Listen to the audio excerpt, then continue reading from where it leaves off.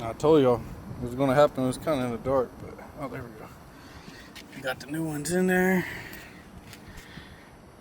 I bet I don't even like to turn now. That's good though.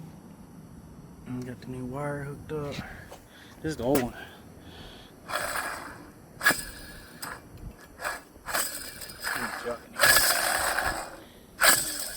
That thing is fucking toasted, yo.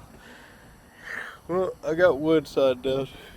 I'm about to start working on the other side, and then that'll be it. I'll be able to drive her safely again without my whole front end viciously shaking on me.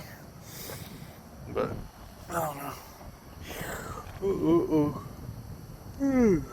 Man, I'm tired. Alright, I'm out.